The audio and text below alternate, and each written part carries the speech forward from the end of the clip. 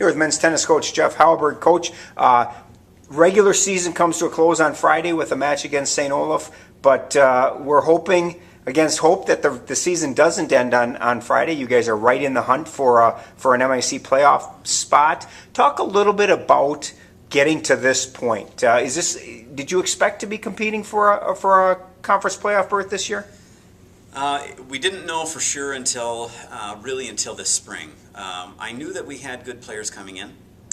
We had talent returning, but you kind of have to gel. And we had some work to do between our fall season and our spring season to really prepare ourselves for kind of the fight ahead. And it really was probably the Luther match that really told us, okay, we're ready to do this. Because we lost 0-9 to them last year, really weren't in the match. This year they came in, they played their full lineup against us, and we were within 3 points of beating them. It came down to a 4-4, singles match, and it went to a super breaker. And, in the end they beat us. But oddly, that was actually the sign that we needed, that we're like, okay, we're ready to do this. And, we went on an 11-match winning streak from there.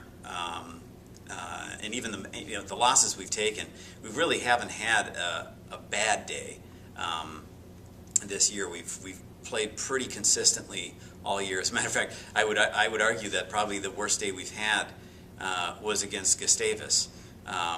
Not so much that we lost, because statistically we were supposed to lose. They're the best team in the conference. They're nationally ranked, but we didn't really play great tennis that day. We didn't compete as we normally had. But we came back the next day and knocked off St. John's for the first time in program history and put ourselves right back in the playoff race. So, the season's gone up and down really for for all the teams in the conference. You could look at McAllister, Bethel, St. John's, us obviously, and then the teams that are just above us, St. Olaf and St. Thomas and so on. And the matches are so close that it's ridiculous. I was talking to Jason Mull, the coach at McAllister, and he was just shaking his head at the end of our match, because he's like, I can't believe this conference. There's nothing easy here, and but that's a testament to the hard work the guys put in. They really prepared themselves well. So. The nice thing for this team too, it's got to be, especially as a coach, is the depth that you have this year. It's probably one of the deeper teams you've had in quite a while, and that has got to be certainly a positive as you're competing against some of the top teams in the conference and in the region and the nation. Absolutely. Honestly, I think it is the deepest team I've ever had. I've had some very good players at the top of my lineup before, although right now I don't know that any of them could beat Tim. Tim is just tearing up the conference right now and just having a great season. But yeah, we never really had the depth, and not just the six, but that I really have several guys beyond that are really competing. Even my 9 and 10, Alex Zuzik and Garen Merritt, they've really started to step it up. Alex Zuzik, you wouldn't recognize the player he is from last fall to now. Garen Merritt, he kind of mid-season he had a little bubble, and then he kind of struggled, and then he came back and he's been playing great tennis. It tells you how good the team is that he hasn't been able to break into the lineup, because it's just so deep that he hasn't been able to do so. But even he's done a great job. I can't fault any of my guys for their efforts. But yeah, the thing is, a lot of it is so much is the unknown. You just don't know whether, one, how they're going to gel, two, if they're going to respond under pressure.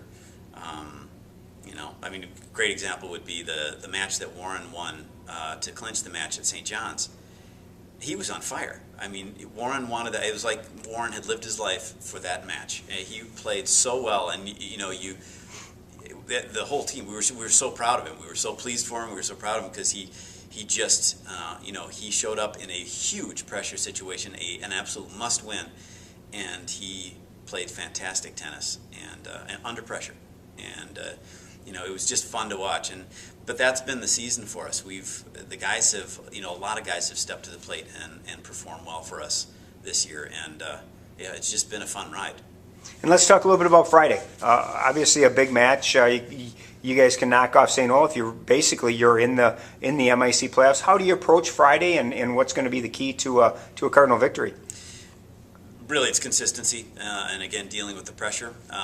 Really having to raise ourselves again, because the one catch-22 of coming off a big win is sometimes you get on a roll, but sometimes it's almost like an emotional. You kind of let down afterwards because you're like, oh, thank goodness we've done that.